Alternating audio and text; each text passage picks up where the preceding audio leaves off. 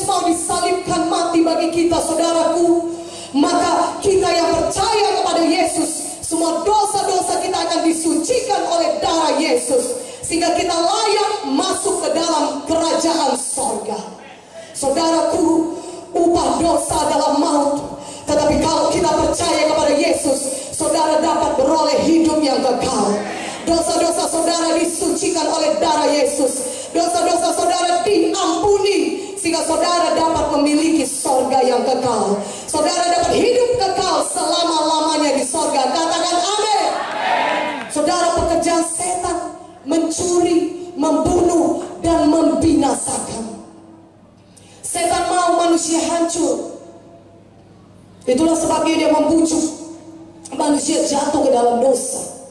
Dan akibat dosa, saudaraku, penyakit pun menyerang manusia. Kegagalan, kemiskinan pun menyerang manusia. Keterikatan akan dosa, narkobakah, judi, minuman keras, kenajisan, pergaulan bebas merusak hidup manusia. Manusia hancur oleh karena dosa. Tapi firman Tuhan berkata dalam 1 Yohanes 3 ayat 8, untuk itulah anak Allah menyatakan dirinya. Siapakah anak Allah? Yesus Kristus. Untuk itulah dia menyatakan dirinya untuk membinasakan semua pekerjaan setan. Yesus datang ke dunia ini supaya dia membinasakan semua pekerjaan setan dalam hidup manusia.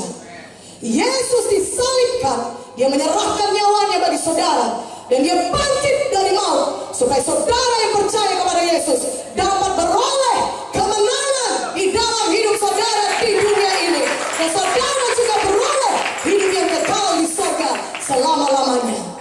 Di dunia ini pun saudara menang, di surga saudara hidup kekal selama-lamanya. Itulah yang disediakan Yesus bagi saudara, sehingga saudara yang percaya kepada Tuhan Yesus, semua dosa dan kutuk dosa saudara akan disucikan Tuhan.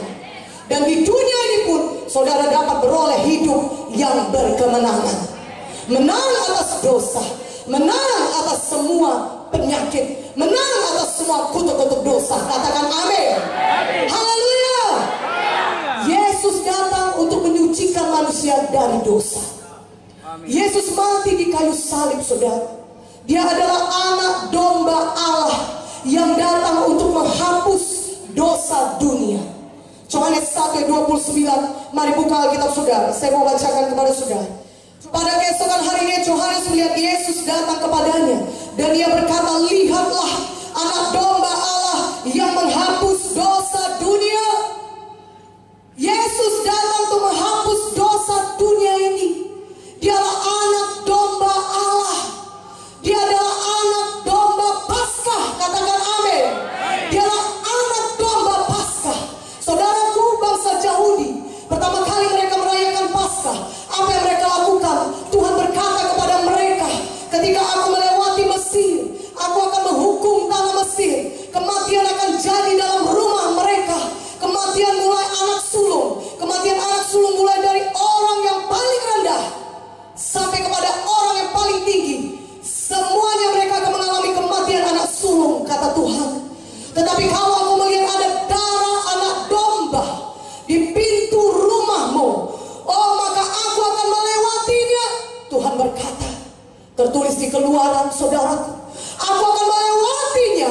Mari kita baca saja Keluaran 12, saudara. Buka Alkitab saudara. Keluaran 12. Yang suka cita baca firman katakan amin.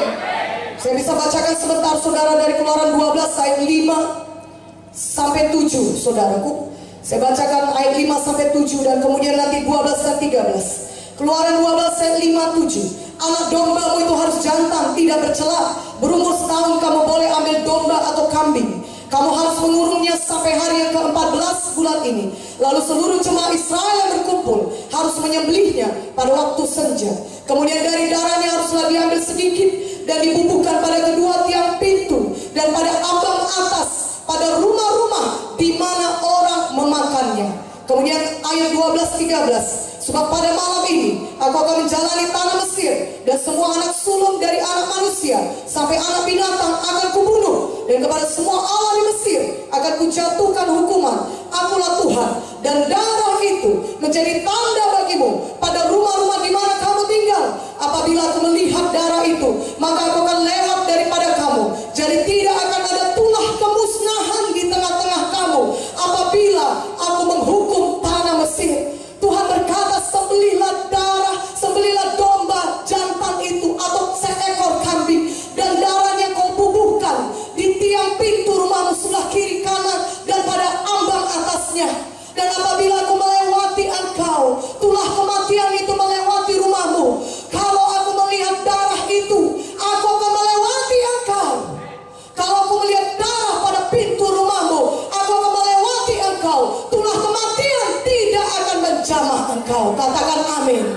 Dalam bahasa Inggrisnya Tuhan berkata, I will pass over you.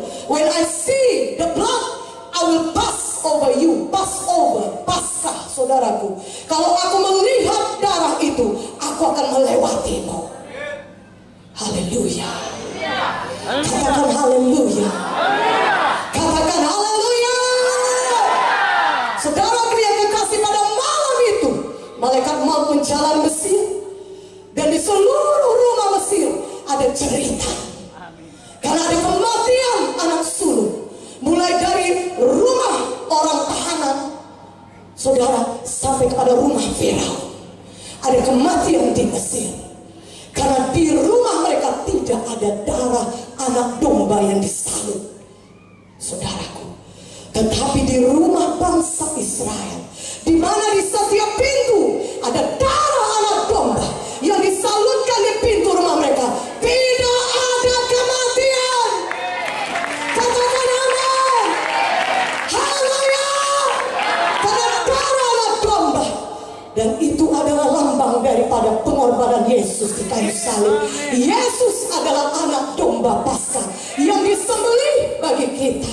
Dia disalibkan di kayu salib, darahnya tercurah bagi kita, saudara, di kayu salib di Golgota 2000 tahun yang lalu. Dan darah Yesus itulah yang menyucikan kita, saudara dan saya, dari segala dosa saudara, sehingga saudara yang percaya kepada Yesus tidak perlu mati karena dosa saudara, tapi saudara bisa hidup selama-lamanya. Saudara berhak memasuki kerajaan surga karena darah Yesus menyucikan saudara. Katakan amin.